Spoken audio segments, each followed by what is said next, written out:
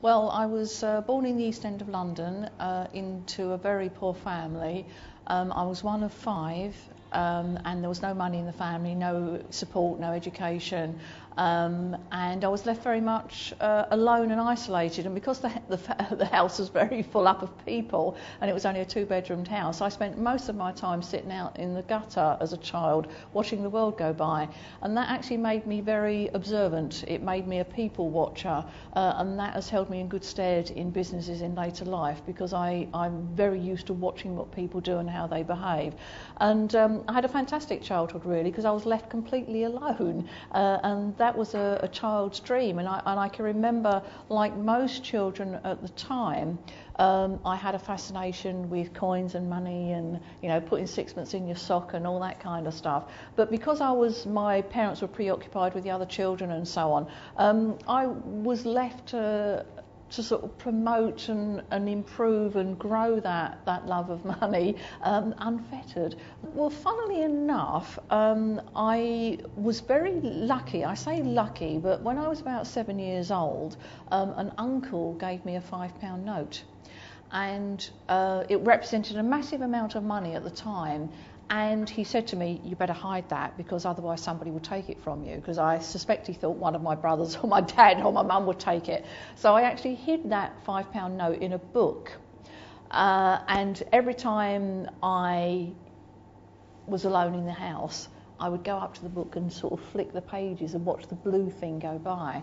And funnily enough, I was about 7 or 8 at the time when he gave me the £5 note. I actually set myself an objective at that stage to try and fill up the whole book with blue, because I wanted the pleasure of flicking the pages and watching the blue go by with the £5 notes.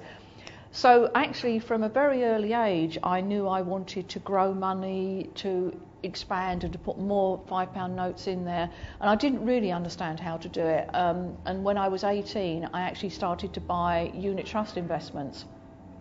So again, I could watch the money grow, and I would measure what it was worth and what I paid for it.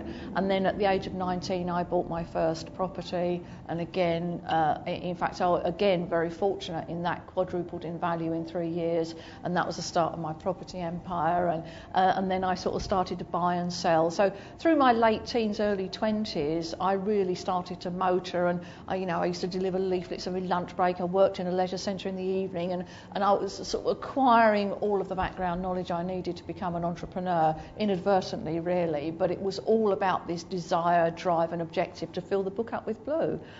So I had this really driving passion quite early on. With property, I buy mainly for income. As far as I'm concerned, property is the only business where you know with 100% certainty what your cash flow is going to be in a month's time, in 6 months' time. There is no other business where you have that certainty. So before you actually buy a property, you can get a potential tenant, you can get the mortgage in principle, you can get the tenancy agreement, you can get the managing agent, you can get a quote for insurance. And for me, property has always been about cash flow. It's always been about generating income, about having money left over at the end of the month, and making sure that the tenant, the rent, pays for all the cash flow. And then if you get everything prepared in advance, as I say, you can even get your tenant in advance before you even buy the property, then you make sure the property is cash positive, and you know what the cash flow is going to be next year as well. There is no business, plumbing business, hat shops, you name it, there is no business where you know with almost 100% certainty what your cash flow is going to be in a year's time. I mean, how amazing is that? It's brilliant. Anyone can learn to be good at property. I will say, and I don't do any of the property programs on the TV, and that's deliberate, because I think you can't learn how to do property from a TV show. I think being good at business and being good at property is the same thing. And I think you have to approach property investment like a business. And you wouldn't go into a business that wasn't cash flowing, but some people do go into properties that don't cash flow. So, as far as I'm concerned, there's an awful lot of bad information out there. But properly educated and with the right information and the right education, the right mentoring and so on, anybody can learn to be a property investor. Certainly they can. And I know when I educate people, I teach them the business method to property investing. And I also teach them this idea of cash flow and the rent coming in. And I also say to them, let's build in a contingency. So, you know, what if the property was empty for 3 months? What if interest rates went up? You know, would the business still flow under those circumstances? So I teach people how to do property as a business. And of course, I mean, in the last couple of years when interest rates have been incredibly low, there's been some amazing things. I mean, I've got some properties. There's one property in particular I'm thinking about. I bought it for cash flow and it was giving me, you know, a couple of thousand a month. It's now giving me 6,000 a month. I've got a property where the mortgage went down to 7 pence a month, you know, because I'd put all of these things in play beforehand. And of course, low interest rate period in our economy has meant that the properties have worked really, really well recently. I do believe that they are the same attributes, actually. I'm trying to think there about what I think are the key attributes to being successful in business, and then does it relate to property? Certainly the focus. I think you have to be really focused in today's world to be good at business, and I think if you have that focus with property, for example, then you will be a successful property investor. So let me give you an example. Too many amateur property investors buy a property and then think about getting a tenant second. They do it the wrong way round. For my property investing, I get the tenant first. I find out, you know, I might even put an ad in a newspaper saying property for rent, you know, 1-bedroom flat in London, you know, £900 a month, phone Gill 12345.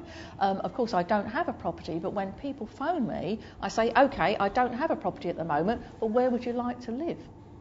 And actually, I can get the tenant to specify what product or service they want, what property they want. You know, if 50 people reply to that ad, I know that I've got a really hot demand for a certain type of property. And I go out and buy property to the demand of the tenant. So I find the tenant first, then get the product. Most amateur investors get the product first and then think, oh God, how am I going to find a tenant? Duh, wrong way round. Get the customer first, get the tenant first. And the tenant will always want to be, you know, within 5 minutes walk of a pint of milk, within 10 minutes walk of the station. There will be a list of things that tenants want to have, and if you understand your tenant, if you understand the customer and get focused on them, then you know, you're going to be a successful investor. So I think the attributes are the same. Flexibility, you know, all the things that I talk about in terms of business success at the EBA, for example, are true for property investors.